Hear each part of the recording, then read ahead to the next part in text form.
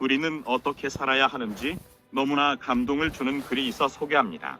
2005년 12월 30일에 전남 고흥군 도양읍 소록도에서 평생을 환자와 함께 살아온 71세 마리안과 70세 마가레트 수녀가 고국인 오스트리아로 떠났답니다.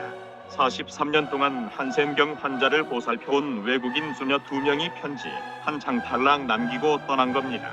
소록도 주민들은 이별의 슬픔을 감추지 못한 채 일손을 놓고 성당에서 열흘 넘게 두 수녀님을 위해 기도를 드리고 있답니다. 왜냐하면 마리안 수녀는 1959년에, 마가레트 수녀는 1962년에 소록도에 첫 발을 디뎠습니다. 두 수녀는 장갑을 끼지 않은 채 환자의 상처에 약을 발라줬습니다. 또 외국 의료진을 초청해 장애 교정 수술을 해주고 한센인 자녀를 위한 영아원을 운영하는 등 교육과 자활 정착 사업에 헌신했습니다. 정부는 이들의 선행을 뒤늦게 알고 1972년 국민포장, 1996년 국민문장 모란장 수여했습니다. 그런데 두 수녀는 이른 새벽 아무도 모르게 섬을 떠났습니다.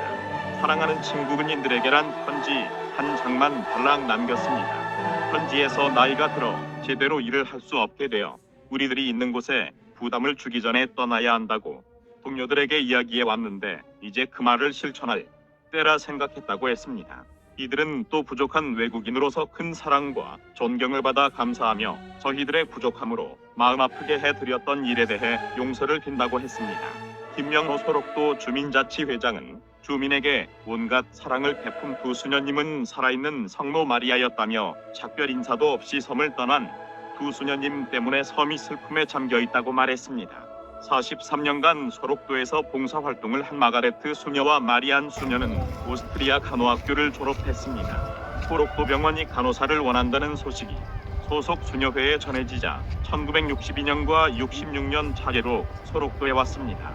환자들이 말리는데도 약을 꼼꼼히 발라야 한다며 장갑도 끼지 않고 상처를 만졌습니다. 오후엔 손수죽을 쓰고 과자도 구워서 바구니에 담아 들고 마을을 돌았습니다. 소록도 사람들은 전라도 사투리에 한글까지 꿰친 두 수녀를 할매라고 불렀습니다. 꽃다운 20대부터 추천 환자의 손과 발이 되어 살아왔는데 지금은 익은 할머니가 됐습니다. 숨어서 어루만지는 손의 기적과 주님밖엔 누구에게도 얼굴을 알리지 않은 대품이 참 대품임을 믿었던 두 사람은 상이나 인터뷰를 번번이 물리쳤습니다. 10여 년 전 오스트리아 정부 훈장은 주한 오스트리아 대사가 섬까지 찾아와서야 줄 수 있었습니다. 병원 측이 마련한 회갑잔치마저 기도하러 간다며 피했습니다. 두 수녀는 본국 수녀회가 보내오는 생활비까지 환자들 우유와 간식거리 그리고 상한 몸이 돼 떠나는 사람들의 노자로 나눠줬습니다. 두 수녀의 귀향길엔 소록도에 올 때 가져왔던 해진 가방 한 개만 들려 있었다고 합니다. 외로운 섬, 버림의 섬, 건너의 섬에는 두 성녀가 다녀가신 곳인가요? 상처받은 사람들을 반세기 가깝게 보살핀 두 수녀님의 사랑의 향기는 민들레 씨앗처럼 바람에 날려 어두운 곳을 밝히고 추운 세상을 덮여주리라고 믿습니다.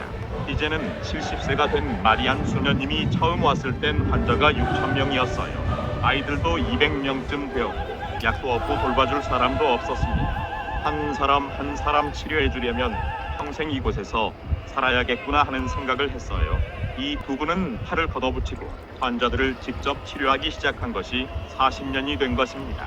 할 일은 지천이었고 돌봐야 할 사람은 끝이 없었다고 했습니다.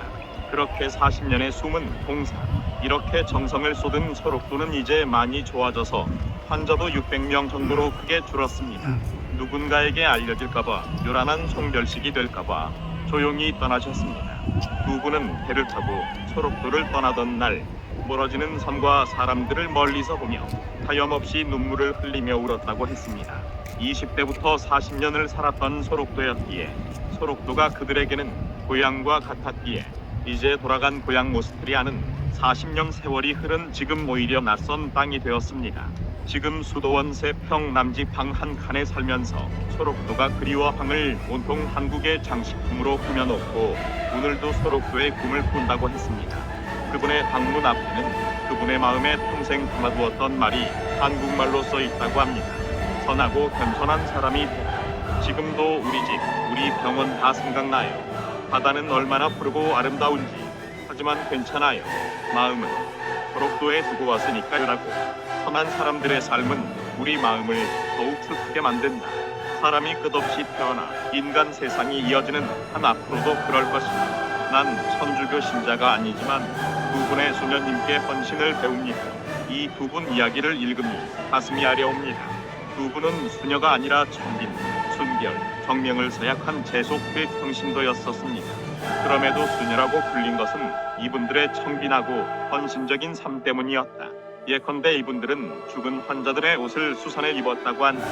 좀 더 슬픈 뒷얘기는 두 분이 소록도를 떠난 건 마리안느가 암에 걸려서랍니다.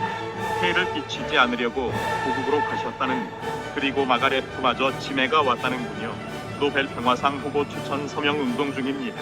이타심은 산을 움직이는 감동을 주고 업장을 소멸합니다. 종교를 떠나 그들의 사랑은 오래도록 기억될 듯합니다. 2016년 11년 만에 다시 소록도에 왔다네요.